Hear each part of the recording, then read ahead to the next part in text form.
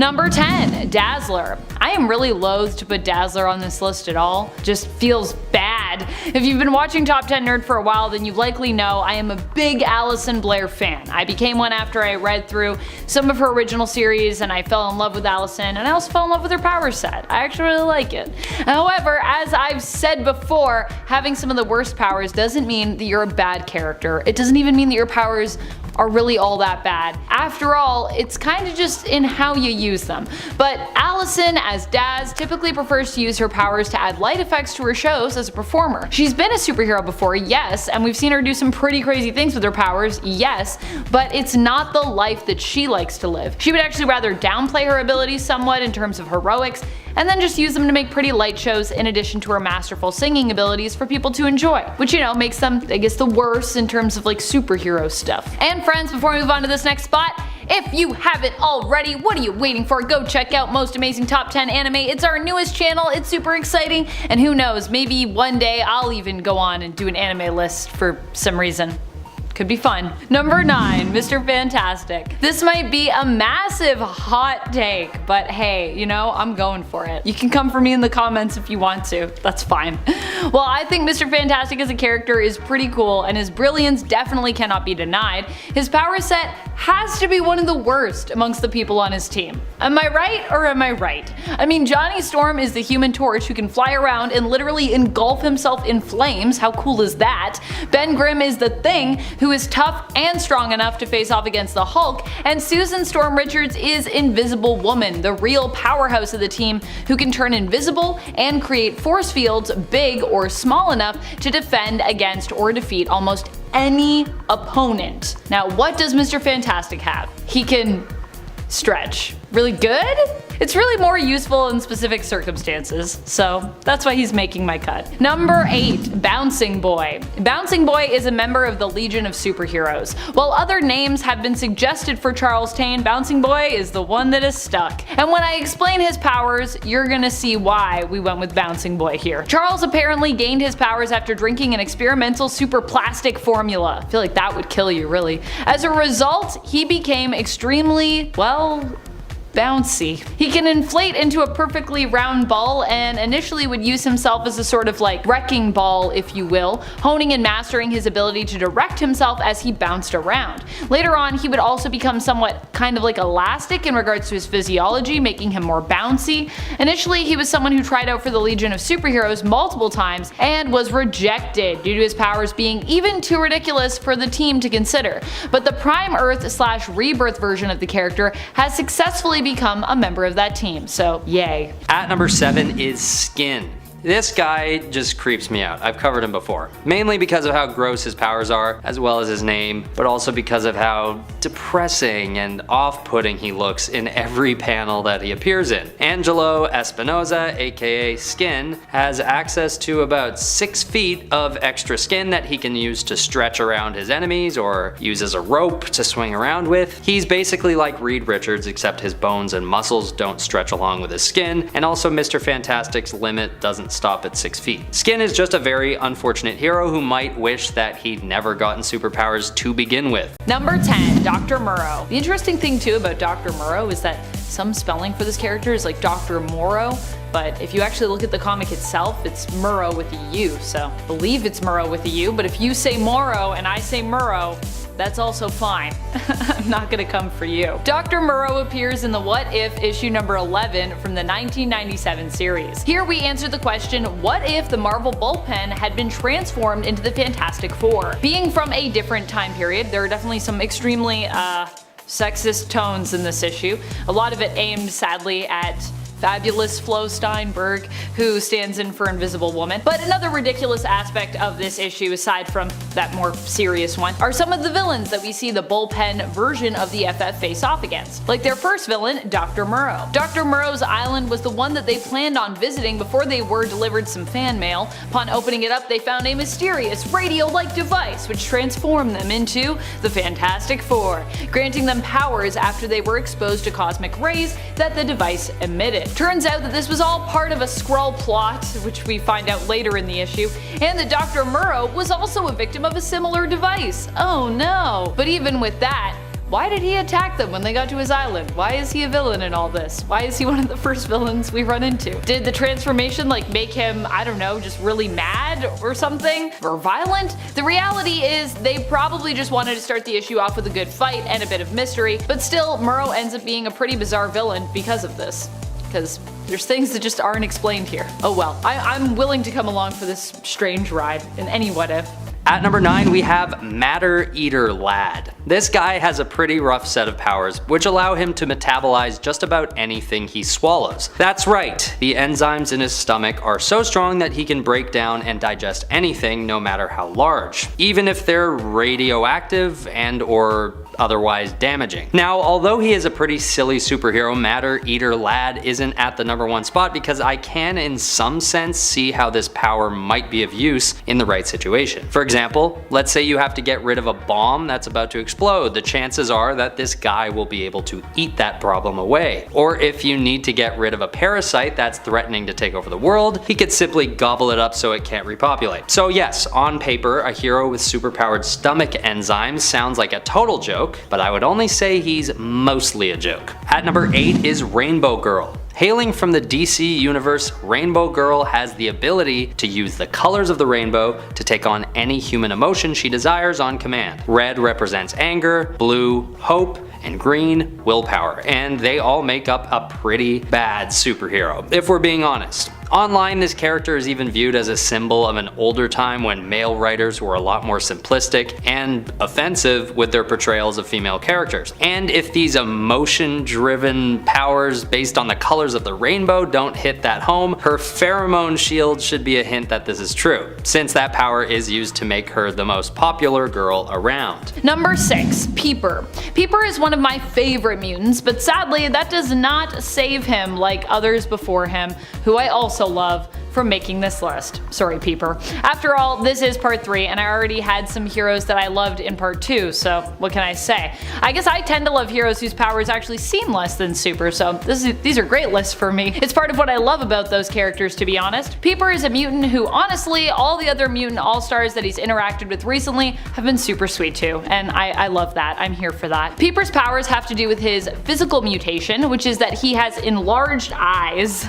With his eyes, he can see things that others can't, possessing different forms of sight. Currently, PEEPER uses his powers to help out his fellow teammates as a member of SWORD's The Six, although he's not really like part of the main Six because they're teleporters. He's not a teleporter, but he works with SWORD and the Six to help expand the areas of mutant technology. Number 5, Peacemaker. Peacemaker is one of my favorite characters lately from DC, thanks to John Cena's portrayal of the character in his own self-titled miniseries, but I still acknowledge that this is one of the worst characters out there when it comes to his powers and his capabilities and just kind of a lot of stuff about him. In the comics, you might argue that Peacemaker's power actually stems from kind of his mental illness. The fact that he is extremely well trained. Before the DCEU, Gunn, and Cena made him cool, Peacemaker was Christopher Smith, a man haunted by his father's untimely end and past, who was trained to be basically a killer, believing that any force was necessary if it meant attaining some level of peace. If I had to sum up his depiction in the comics previously in one word, I would have said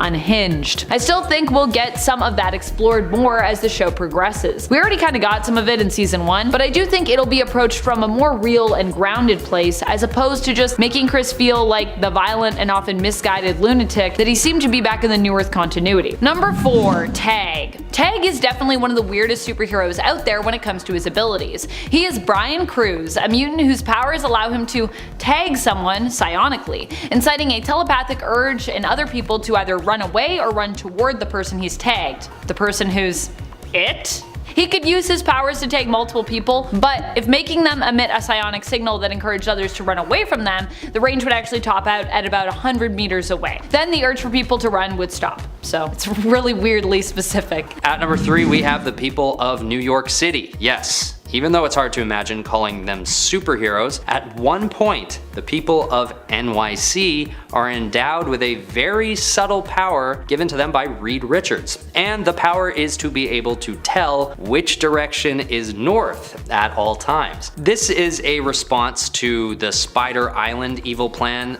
set by Jackal, where he unleashes an army of little bugs that give people Spider-Man's powers. So to put everyone back on even keel, Richards decides that everyone should be turned into superheroes. The only thing is that to keep things simple, the ability given to the population of the city is so lame that it has gone down as one of the worst superpowers of all time, and has forced the innocent people of New York City to appear on this rather embarrassing list. Number 2. Dog Welder 2. Dog Welder was high up on our first part to this list, but did you know there isn't just one Dog Welder out there? I know, it's shocking considering that his power set in essence involves welding people to, well, I mean, you know, it's in his name. And it's pretty unspeakable if you ask me. How is this a hero at all? Never mind, how did we make a second version of him? Dog Welder 2 ends up being possessed by the welding equipment of the former Dog Welder, and even ends up at one point welding his family. Unable to resist the compulsion to weld, he must weld. It's a curse. Despite all this, he's still considered a hero somehow. He also ends up joining along with the superhero team known as Section 8. Dog Welder 2 is even more ridiculous than the first in that he learns the true origins of his powers actually come from the Egyptian god Anubis, and also saves the world by welding 2 stars together, one of which is Sirius, also known as the Dog Star. Get it? At number 7 is Skin. This guy just creeps me out. I've covered him before. Mainly because of how gross his powers are, as well as his name, but also because of how depressing and off-putting he looks in every panel that he appears in. Angelo Espinosa, aka Skin, has access to about 6 feet of extra skin that he can use to stretch around his enemies or use as a rope to swing around with. He's basically like Reed Richards, except his bones and muscles don't stretch along with his skin, and also Mr. Fantastic's limit doesn't stop at 6 feet. Skin is just a very unfortunate hero who might wish that he'd never gotten superpowers to begin with. At number 6 is Color Kid. This superhero has powers just as his name suggests, and not much more. He has the ability to change the color of anything on command. Part of the legion of substitute heroes and the assistant to a scientist on his home planet, Color Kid always seems to be in the shadow of greatness. And unfortunately, his powers don't help this cause very much either. Being able to change the color of anything isn't really such a useful power and often proves to disappoint his teammates, especially in combat situations.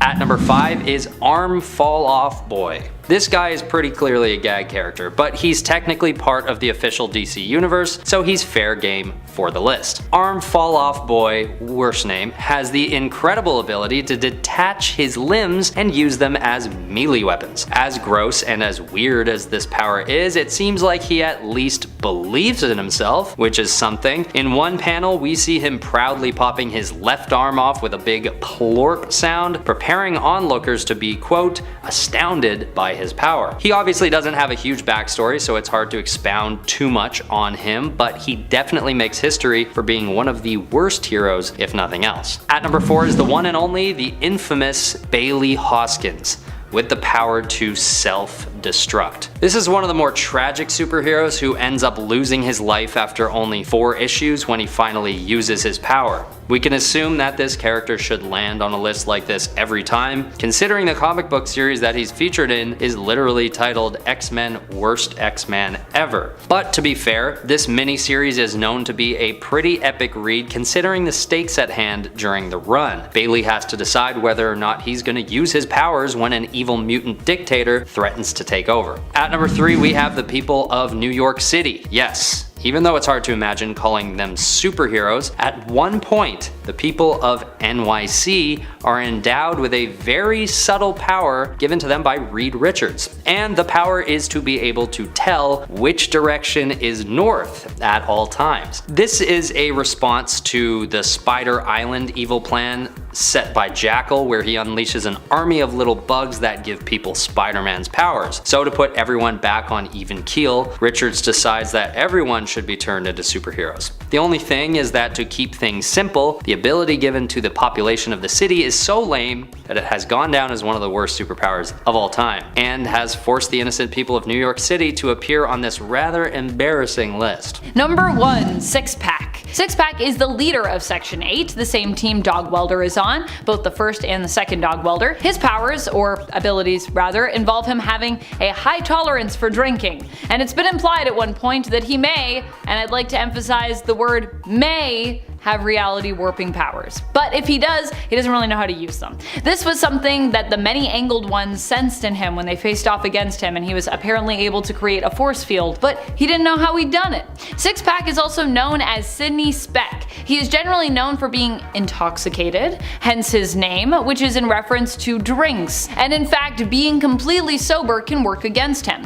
While sober, Six-Pack is forced to face the harsh reality of his life, which can make him question what he is doing and why. I mean, considering his power set and his general focus, that makes sense. Number 10. No Girl. No Girl is a creation of Grant Morrison's. Grant Morrison, when they were writing X-Men, decided to create a bunch of New Mutants, and all of them were about as weird as you'd imagine someone like Morrison would make them. No Girl, of course, is, well, no exception. Her powers are actually pretty cool, but the fact that she didn't really have a body to speak of for a good amount of the time we've known her in the comics was not really as cool. Of course, this has since been somewhat fixed, as Martha no longer uses the codename No Girl, but instead, after having been given a body by the Five, is known as Cerebella. Cerebella's powers are psionic, but considering that she no longer has her original body as it was taken from her by the U-Men when she was only a teenager, it's often been implied that she actually requires substances to her brain to stay alive. Prior to being given a body again, Cerebella as No Girl was suspended in a liquid-filled sphere or tank and lived her life that way, as a brain. And friends, before we move on to this next spot, if you are loving what we do here at Top 10 Nerd, please go check out our newest channel, Most Amazing Top 10 Anime, and give it a subscribe. Number 9. Angel. Angel might be one of the original X-Men, but that doesn't automatically mean that he is one of the all-stars or omega levels when it comes to mutants. Angel's mutant power is that he has wings, which he can use to fly. Angel also possesses hollow bones, which allow him to be light enough to soar using said wings, but also maybe make him a little bit hollow and weak in other ways. He is an extremely gifted and skilled flyer, having trained for years with how to use his wings, and he's also an adept businessman, being Warren Worthington III in civilian life and hailing from a wealthy and respected family. However, it's still pretty easy to defeat Angel when you need to. Even recently in the comics, in X-Force issue number 30, we've seen him kidnapped and literally had one of his wings cut off as a result of people being angry and frustrated with the revelation that mutants have recently unlocked their own secret to immortality. Just goes to show you how easy it is to mess with Angel. It's kind of sadly too easy. Number 8. Brew. I honestly love Brew, and now his powers are basically the coolest around, but for a while there, he wasn't really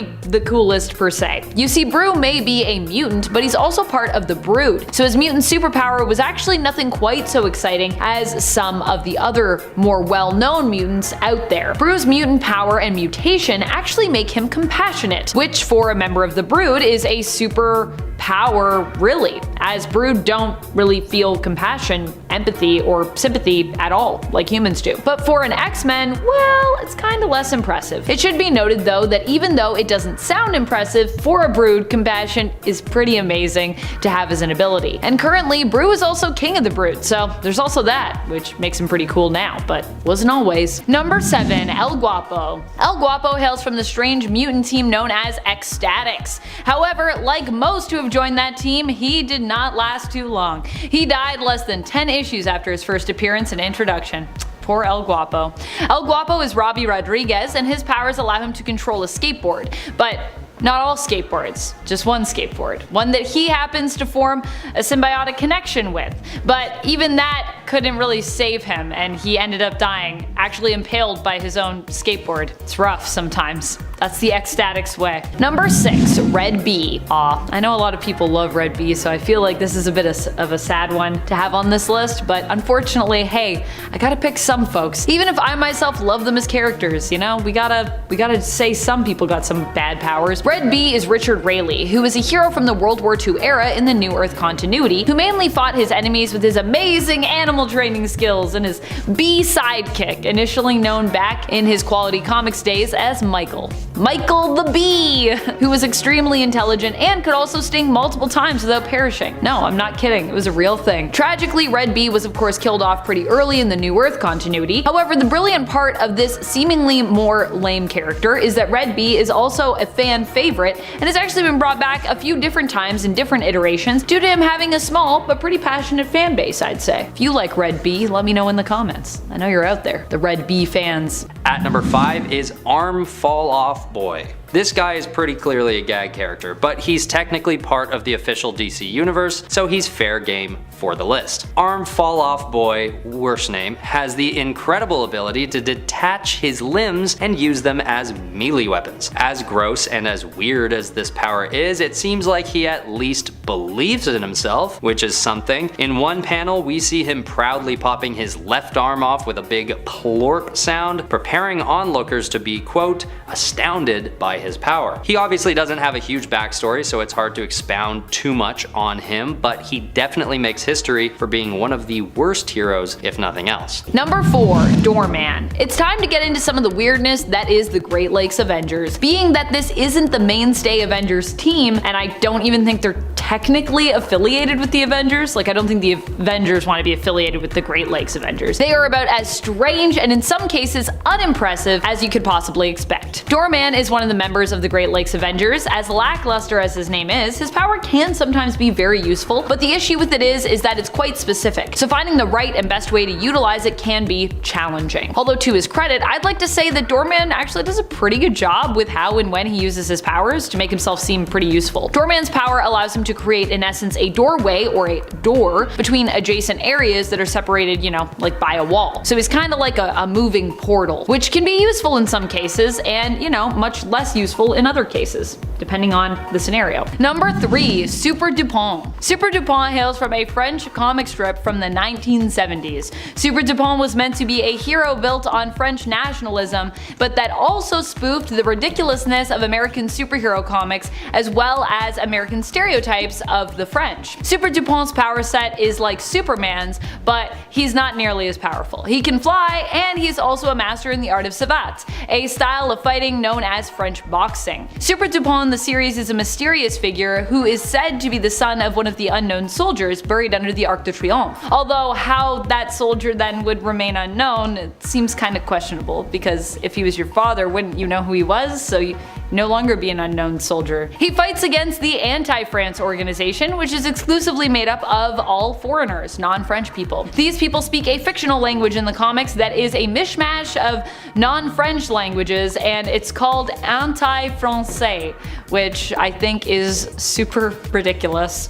Number 2, BEAK. Not all mutants get to be as badass as Iceman or Cable. Case in point, BEAK. Although BEAK as a character is admittedly pretty cool and pretty brave, his mutant power is more a physical mutation, which means that he is evidently not considered a favorite for many X-Men fans out there. Like Skin, who is on part 1 of this list, BEAK's powers, if you can call them that, leave him resembling a bird, and he's basically built like one, but initially in the comics he couldn't even really fly. Struggled a lot with that. BEAK has since figured out kinda how to fly, or rather like glide somewhat, but even still he can really only go short distances, and it takes a lot of work. And even going short distances, he doesn't really have a ton of like tactical flying skills to speak of either. Fortunately, BEAK is still a really likable person and character, so he doesn't often need to rely on his mutant powers to be of use. Number 1, the Detachable Kid, or TDK. The Detachable Kid sounds like a pretty lame hero, and well, he is. He also isn't exactly a bona fide hero, as he's a member of the Suicide Squad, but seeing as how this is a team primarily made up of, you know, reformed criminals and villains, well, I mean villains at least who are forced into being good to get time lifted off their sentence, I think we can still count him. I think I'm gonna count him, so if you have a problem with it, we'll talk in the comments. TDK is played by Nathan Fillion in James Gunn's The Suicide Squad and was created just for the movie and the DCEU, but the character does take inspiration from someone else on part 1 of this list, Arm Fall Off Boy, and his other post-Zero Hour comic book alternate, Splitter, who's also another version of that character. At least TDK has a somewhat cooler name, but unlike Arm Fall Off Boy, his prowess is a little less admirable. When it's time for him to fight, he detaches his arms and uses them to attack. Now the other cool thing I gotta say is TDK can actually control his arms like using his mind, which is kinda cool, but that plan is still pretty terrible, and he's pretty quickly defeated by being shot a whole bunch, both in his detached arms, which he seems to, you know, still be able to feel, and directly in his body where he gets shot up a bunch, so he's instantly gone. Also, sorry, that's a spoiler, but also that movie's old now, so should have watched it. At number 10 is the infamous Gold Balls, aka Egg. Mentioned a handful of times already on this channel, Gold Balls is one of the more bizarre mutants to be given as much panel time as he has. Part of the new generation of mutants, Fabio Medina can summon golden balls on command, which don't actually have any destructive or useful properties whatsoever, at least on their own. Although it is soon discovered that when combined with the powers of 4 other mutants, Gold Balls is able to create a force field of immortality that can resurrect fallen mutants and protect others from death on the island of Krakoa. So there is, after all, a pretty impressive use for Fabio's abilities, but only when paired with the powers of 4 other mutants. On his own, he just squeezes onto this list. At number 9 we have Matter Eater Lad. This guy has a pretty rough set of powers which allow him to metabolize just about anything he swallows. That's right, the enzymes in his stomach are so strong that he can break down and digest anything no matter how large, even if they're radioactive and or otherwise damaging. Now, although he is a pretty silly superhero, Matter Eater Lad isn't at the number 1 spot because I can in some sense see how this power might be of use in the right situation. For example, let's say you have to get rid of a bomb that's about to explode. The chances are that this guy will be able to eat that problem away. Or if you need to get rid of a parasite that's threatening to take over the world, he could simply gobble it up so it can't repopulate. So yes, on paper, a hero with superpowered stomach enzymes sounds like a total joke, but I would only say he's mostly a joke. At number 8 is Rainbow Girl. Hailing from the DC universe, Rainbow Girl has the ability to use the colors of the rainbow to take on any human emotion she desires on command. Red represents anger, blue, hope, and green, willpower, and they all make up a pretty bad superhero, if we're being honest. Online, this character is even viewed as a symbol of an older time when male writers were a lot more simplistic and offensive with their portrayals of female characters. And if these emotion-driven powers based on the colors of the rainbow don't hit that home, her pheromone shield should be a hint that this is true, since that power is used to make her the most popular girl around. Number 7, STARFOX. STARFOX's powers aren't bad in the way of them being, I would say, non-useful. They're more bad in the sense that they're considered to be, kinda shady. STARFOX is also known as Eros. Originally named Aaron at birth by his parents, he had his name changed to Eros when he was still young due to his love of the ladies and his reputation for being a ladies' man. Eros in Greek mythology on Earth is known for being the god of passion and fertility, so this is pretty fitting. STARFOX is Thanos' brother, but instead of being a notorious villain like him, he would become a hero and even an Avenger. He has a lot of powers, but the one people tend to focus on when it comes to his more problematic powers is his ability to create emotional bridges and connections between people and affect one's feeling of pleasure, which has caused many to feel that STARFOX has manipulated others not just for altruistic purposes, but also for his own benefits as well. And also, you know, there's the question of consent. Pretty big question. At number 6 is Color Kid. This superhero has powers just as his name suggests, and not much more. He has the ability to change the color of anything on command. Part of the legion of substitute heroes and the assistant to a scientist on his home planet, Color Kid always seems to be in the shadow of greatness. And unfortunately, his powers don't help this cause very much either. Being able to change the color of anything isn't really such a useful power and often proves to disappoint his teammates, especially in combat situations. Number 5, Penance. Penance was once the hero known as Speedball, who is now back to being Speedball again actually, thank goodness. His real name is Robert Baldwin. Baldwin decided to change up his superhero appearance and name following the instigating event that led to the First Civil War. In the comics, this was actually similar to, but different from the MCU and the Sokovia Accords. Similar in the sense that many people did die, many of them, in the case of the comics, civilians. Different in the sense that it wasn't a tragedy at a political gathering, but rather happened as a result of the New Warriors pursuing supervillains in the interest of their reality TV show, which, you know, would later become political because one of the team members, Nitro, went off and kind of killed a bunch of civilians and the rest of his teammates in the process, with Speedball being one of the few people to actually survive that incident. As a result, it was said that his powers had changed due to his guilt, and they could only be activated when he experienced physical pain. This caused Robert Baldwin to change his name and his appearance, being known as Penance, in honor of all the lives lost that he felt responsible for, and wearing an Iron Maiden inspired supersuit covered in spikes. as many spikes, I believe, as there were casualties, so that he could trigger his powers as needed. At number 4 is the one and only, the infamous Bailey Hoskins, with the power to self-destruct. This is one of the more tragic superheroes who ends up losing his life after only 4 issues when he finally uses his power. We can assume that this character should land on a list like this every time, considering the comic book series that he's featured in is literally titled X-Men Worst X-Man Ever. But to be fair, this mini-series is known to be a pretty epic read considering the stakes at hand during the run. Bailey has to decide whether or not he's gonna use his powers when an evil mutant dictator threatens to take over. Number 3, Big Bertha. Big Bertha. Oh boy. So Big Bertha can basically transform her body, adding mass, weight, and height as needed, and even controlling where the added mass goes, specifically in regards to her figure, and the added weight's distribution, which doesn't sound too bad on paper, right? But then the other part of this is that Big Bertha is actually Ashley Crawford, who is originally known for being a tall, thin, runway supermodel. Ashley, of course, can transform from bigger to smaller, but to do so, she has to vomit. I think you can see how this is pretty problematic and why this made the list. More recently in the comics, Marvel has kind of tried to redeem this character and her power set, but needless to say, it's likely for this very reason that we haven't really seen Big Bertha around in the comics for some time. They're trying though. At number 2, we have Dog Welder.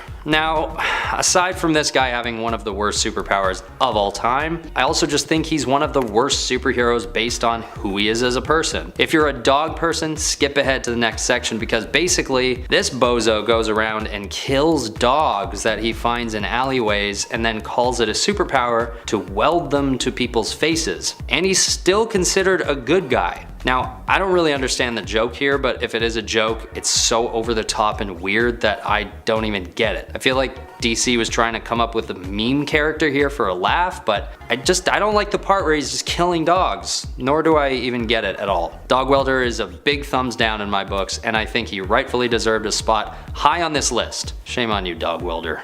At number 1 is the silliest, worst superhero of all, with respect, J. Pennington Pennypacker, aka the Almighty Dollar. Living most of his life as an average citizen working as an accountant, Pennypacker eventually attends the Run-amok self-esteem camp, which turns out to be the most fateful decision he's ever made. After attending the camp for a time, we learn that it's all just a front for a mysterious scientist who's working on completing a device that could give anyone superpowers. And when J. Pennington Pennypacker is endowed with his own powers, he's given an ability that's perfectly suited for his ridiculous name. He is, from that moment onwards, endowed with the ability to shoot pennies out of his wrists at high velocities. Although he only appears in one issue of Marvel's NFL Super Pro back in 1992, the Almighty Dollar is technically an official part of the Marvel canon and must be treated as such. At number 1 is the silliest, worst superhero of all, with respect,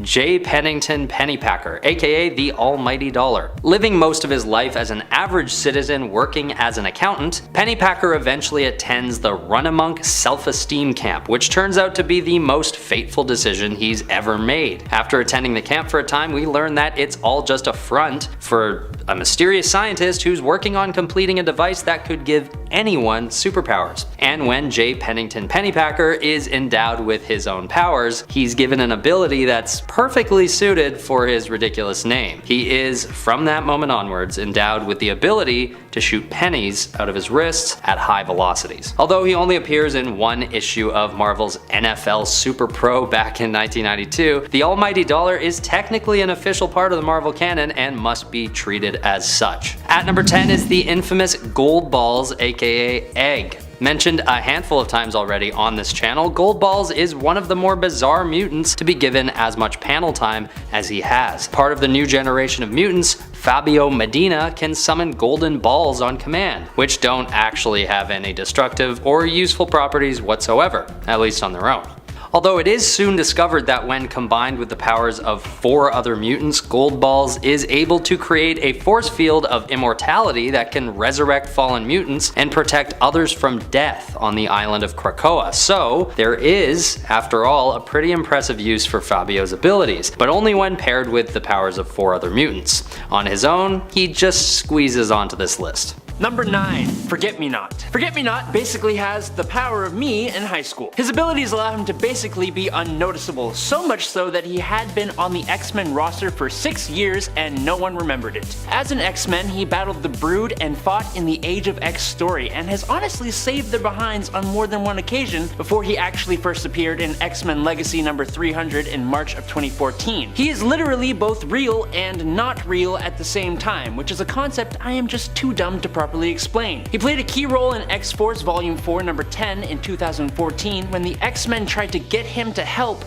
with one of the key conflicts being, quote unquote, how can they hope to find a mutant who slips out of memory whenever he leaves their sight? Only problem is, he can't control his powers at all. So how do we prove he even exists? I mean, other than him actually being legitimately written in the comics, his actions and use of things can be perceived, like his use of toilet paper, allowing people to logically conclude that he could exist. Also, his powers were shown to leave distortions on camera records. I don't know how cameras forget him, but it's a comic book, so give me a break. A few mutants could detect him, like Phantom X, who said Forget-Me-Not was overweight, which is kind of rude. At number 8 we have Skin.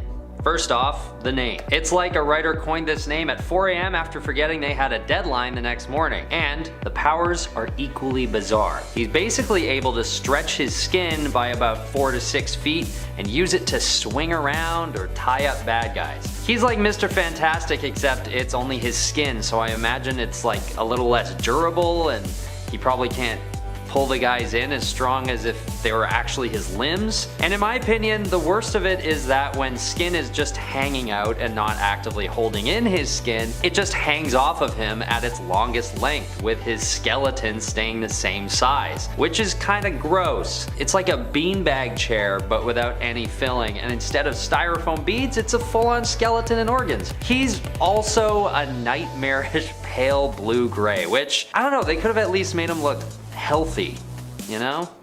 Anyway, Skin at number 8. Number 7, Eye-Boy. Not the first or last mutant to be called the lamest mutant ever, Trevor Hawkins developed his mutant ability after the Avengers vs. X-Men war in Wolverine and the X-Men number 19 in 2012. And, well, his mutation is that Trevor is covered from head to toe in dozens of eyes. It's creepy, it's weird, it's actually more useful than you might think. Microscopic, telescopic, X-ray, night, infrared, and thermal vision are all things he is capable of. He can also detect chemicals, is an excellent marksman, and is skilled in nonverbal communication. He can basically read other people's behaviors and body language to almost read their minds, predict attacks, and read people's histories. All Sherlock Holmes-like. He can pinpoint weak spots in machines and people, is able to see past illusions and disguises, but to top it all off, the craziest and newest addition to his powers is solar blasts, meaning Trevor can emit intense bursts of bright yellow energy and focused beams of extrastellar force that cause sunburns and radiation poisoning. So yeah, Eye-Boy looks really weird, sure, but he'll tell you your deepest insecurities and then blast you with radiation, so there's that. At number 6 is Choir. Choir, aka Arena Clayton, wasn't ever part of the X-Men, but studied at the School for Gifted Children, which I'm gonna count, for the simple reason that I wanted to talk about her. First appearing in the new X-Men issue number 119, Choir just has mouths all over her body, and the function for it is very unclear. In some cases, she's able to confuse her enemies by shouting things in all directions, but that's about it as far as I can tell. And I'm honestly not leaving anything out, that's really it. It's unfortunate because in these cases, the use of the word mutant becomes that much more accurate. Like, Choir is one of those X-Men that I feel badly for. Superpowers are supposed to be cool and make us wish that we could have them too, but this one is just, it's like a curse, you know what I mean? But honestly, that sort of goes for everyone on this list, and at least Choir seems like a competent and friendly person. So don't get me wrong, she could still have potential. Power doesn't always come from brute force, you know, it can also be achieved by becoming a good strategist or tactician, which she'll have plenty of mouths to yell orders at people, I'm sure. At least. Number 5. Fabio Medina. Although he had thought himself and his powers ridiculous, which they kind of are, if we're being honest, Fabio Medina and his battle cry, "Gold balls!" is kind of awesome actually. Fabio can produce golden balls of different sizes that shoot out from any part of his body and make the sound poink each time they hit something. The golden balls he fires actually seem to bounce. Now, ask me why this is a useful genetic mutation. Go ahead, ask away.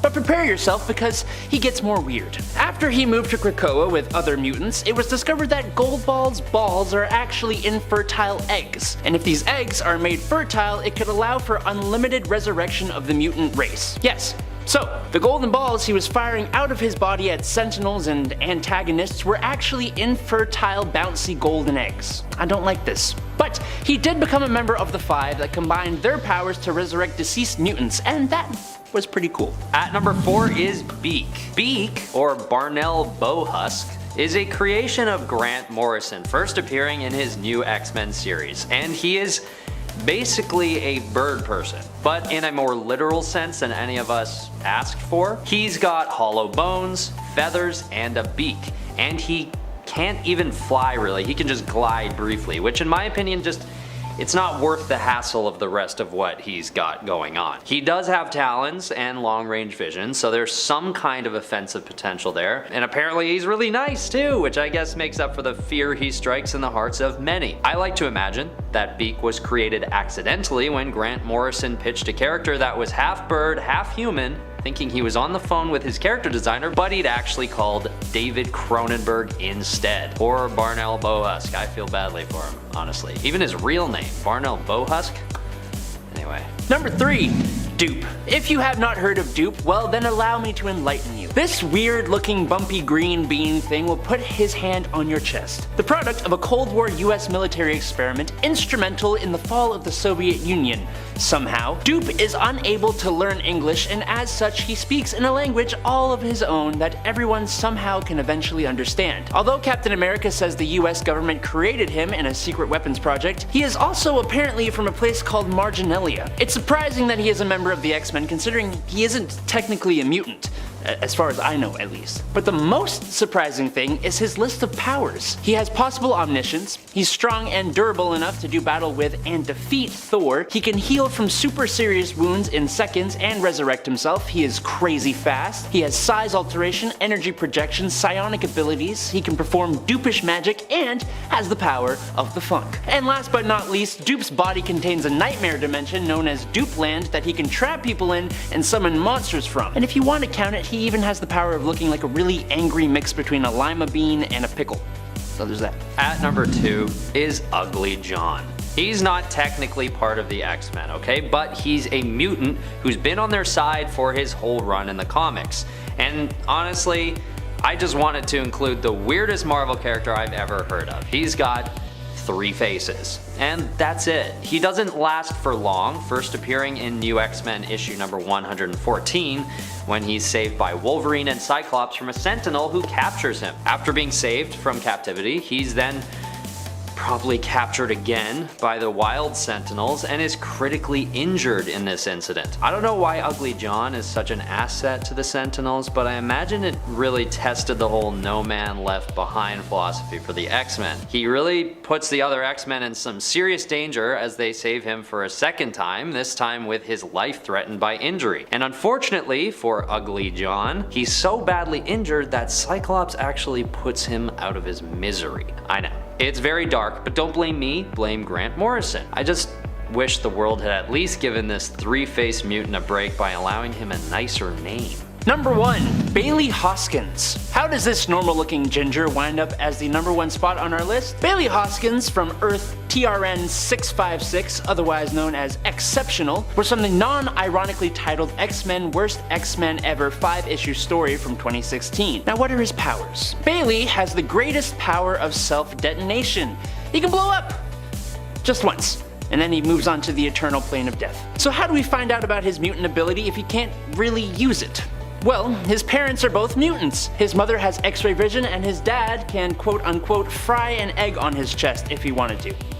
Cool. They visit the Xavier Institute where Beast breaks this poor potential X-Man's young heart by letting him know his utterly depressing power. Not too long after that, when deciding to walk away from the school for mutants, his parents, the only thing he says he has left, gets stepped on by a sentinel. He joins the school and basically fails at everything he tries to do, using a mech armor, being an intern, joining the Brotherhood of Evil Mutants, and the world eventually becomes an apocalypse ruled by a fellow mutant, Riches. In the end, fueled by the fact that he has been a failure his entire life, Bailey finally uses his power to bring down Riches and finally do something actually exceptional. Good job. At number 10, we have Maggot. This guy gives me the creeps, and for good reason.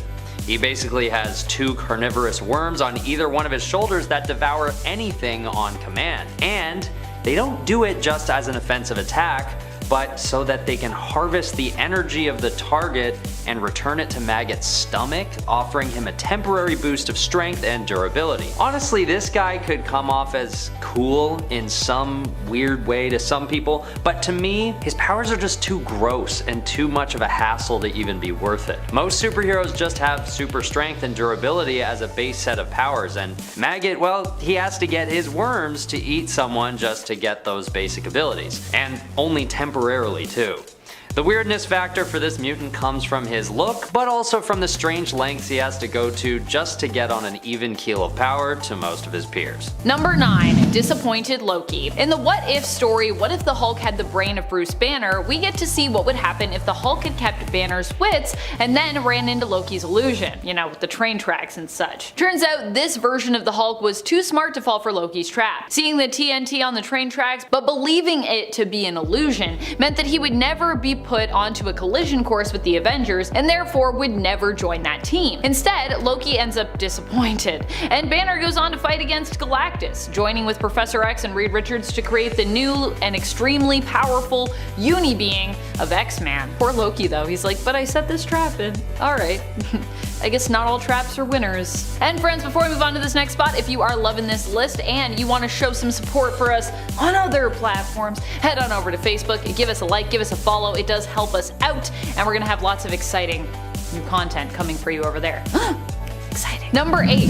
Fake Captain America. Both weird and great in a lot of ways. Fake Captain America was William Burnside. Now, while William Burnside does exist in the 616 universe, where he was a well-meaning Captain America imposter driven mad by improper use of the super soldier serum, in the What If reality of Earth 84444, he ended up becoming obsessed with communists, paranoid that they could be lurking around every corner, which is kind of what happened in the main continuity, but in this one, he's less like, oh no, it's just the super soldier serum, and more like he made some conscious choices here. Modeling America into less of a democracy under the name of Captain America, Burnside would be beaten back by the real Captain America, who in this story doesn't resurface until 1984, which means that Burnside has a lot of time to basically do harm to the American image and the influence of the nation's people. This warning story and the speech the real Cap gives at the end are both still pretty relevant today, which is why this is like a great issue, but also why it's kind of weird. It's kind of weird how there's a lot of stuff in this that I feel like is still relevant, even though it's from 1984. Do we ever do new things, or does history just cycle in like some vicious loop? Probably that. Number 7. Colonel Bruce Banner. What if Bruce Banner was actually the monster and Hulk was just purely the good guy? Well, that is the question we dive into in issue 91 of the 1989 series. Here, Bruce Banner mistreats his wife, Betty Ross, who eventually becomes, of course, Betty Banner. Bruce is cruel and unkind, but after he is involved in a gamma radiation explosion, another half of him emerges, a glowing green, light-like figure who is gentle and kind and we know as Starman. Basically, this world's Hulk. And he was actually terrified of Bruce himself. Not only is this villain pretty interesting, unique, and strange, but the story is also like epically sad. Despite Betty reaching out for help to both her father and others around her, it seems that no one actually really believes Betty when it comes to the fact that like Bruce mistreats her. In the end, she is confined to a mental institution as she's believed to have gone insane. But at least there she appears to be safe from Bruce and his cruelty, so it's like a sad but I guess sort of happy ending. It's bittersweet is what it is. Ugh. Number 6. Mr. Fantastic. So, Mr. Fantastic in this story is still Reed Richards, but he's also Doctor Doom. Let me explain. In issue number 6 of the 1997 What If series, we get to explore an alternate world where the Fantastic Four were granted different powers. These powers seem to have been inspired more by their personality traits. As such, Reed Richards becomes a big brain. Literally, he's just a brain. Instead of him staying as a big disembodied brain though, with mental or psionic capacities, if you will. He ends up being convinced by Dr. Doom to go with him so that Doom might help him by using his knowledge of robotics to build him a humanoid body. You know that when Doom is like, please, let me help you, Reed Richards. That's not what's about to happen. In reality, Doom's plan is to use Reed's powerful brain form to power his time travel machine. The Fantastic Four come to save Reed and a battle ensues, eventually resulting in a massive explosion when Doom attempts to activate his machine. Just as the explosion goes off though, Reed manages to use his mental brain powers to move his mind into Doom's body. As a result, Doom, which I assume moves into Reed's brain form, ends up dead, and Reed lives on, but within the scarred body of Dr. Doom. So now it just looks like Doom is leading the FF. Pretty cool, but also pretty weird. Number 5. Space Admiral von Strucker. In the What If story from issue number 14 of the 1977 series, we answer the question, what if Sergeant Fury had fought World War II in outer space? Turns out that events would be, as expected, pretty weird. The whole premise is that on this alternate Earth, humans got to space a lot sooner and ended up being pulled into a conflict where they fought against the Baytans. Strucker himself was an admiral. Strucker would end up on the side of humanity but would ultimately betray humankind and Earth to ally himself with the Baytans. He saw an opportunity for Germany, who he was more loyal to than, just Earth in general, even though, Germany's part of Earth, so I feel like maybe an interesting choice on his part. Basically, he believed that if the Baytans took over as their allies, Germany would be in a better place than they were now, so he decided to betray his fellow space soldiers. Which actually I guess kinda does make sense considering everything that happened after World War I. Space wars are always fun and weird though, and this story and its antagonists are, of course, no exception. Number 4. Hypnofish. The Hypnofish that appears in What If issue number 1 from the 1977 series is actually a character that has appeared in the main continuity. A character? A type of fish? Whether there is only a single Hypnofish or more than one. This is a character who has only made a few appearances in even the main continuity since their first 616 appearance in 1963 in Fantastic Four issue number 14. But they also appear as Namor the Submariner's villainous ally in the first What If issue, where we answer the question, what if Spider-Man had joined the Fantastic Four? The end result is that Namor successfully uses his Hypnofish friend to kidnap Sue Storm, but instead of being rescued as she was in issue number 14 of FF, she ends up staying with Namor and ultimately becoming his queen, all because Spider-Man is on the team, which leaves her kind of feeling like isolated from them. In the end, his Hypnofish and Mentofish plot is successful, and Sue chooses to remain with Namor.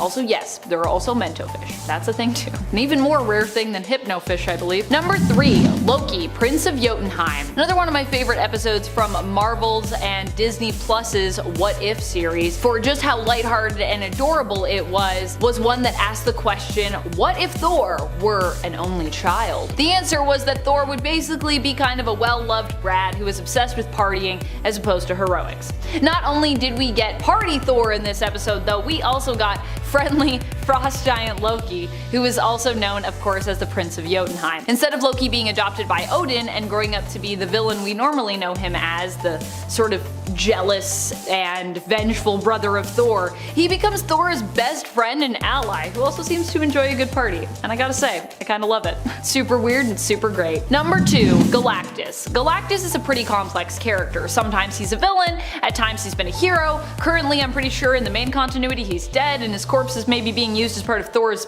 throne room, but either way, when it comes down to it, despite being a cosmic inevitability, Galactus often threatens entire worlds with his hunger, which, it feels pretty villainous. And yet even he can end up with a happy ending where he gets to enjoy the simple life. All it takes is for Thanos to use the Infinity Gauntlet to wipe his mind and send him to Earth to live as a human. Hey, it's so easy. In this story, this attempt to neutralize Galactus results in him being recognized, despite his amnesia, as Elvis. This is because Galen in his human form happens to sound and look just like Elvis, coincidentally. When Adam Warlock finds him after defeating Thanos and offers to return Galactus to his prior form and power, he actually refuses and decides to live out his days on Earth with his new partner Gertrude and her son, basically filling in as the planet's, Elvis replacement following the mysterious death of the real Elvis. Which, fair enough. If I came to Earth and then people thought I was Elvis, I'd probably be like, you know what, I think I'm good, I'll just chill here, this is a pretty good life. Number 1. Juggernaut. In this bizarre What If issue, we ask the question, what if Professor X of the X-Men had become the Juggernaut? Which is a strange question and is also a great question. Obviously, instead of his brother Kane Marco. obviously, who is normally the Juggernaut. This story takes place in the pages of issue 13 of the 1989 What If series. Here we see that Professor X is trapped under the rubble of the caved-in tomb where Cyttorak's gem awaited an avatar. So Charles becomes the avatar of Cyttorak and not only gains great physical power, but has his psychic mutant power basically increased as well. Because he was not around to form the X-Men, the Fantastic Four fight against Magneto in their place, which causes anti-mutant hysteria as a result. In response, when Juggernaut surfaces, he creates his own team of mutants to enforce anti-human laws in response. Woo! Becoming a powerful villain as opposed to friend and ally of humankind. Would have gone a lot differently.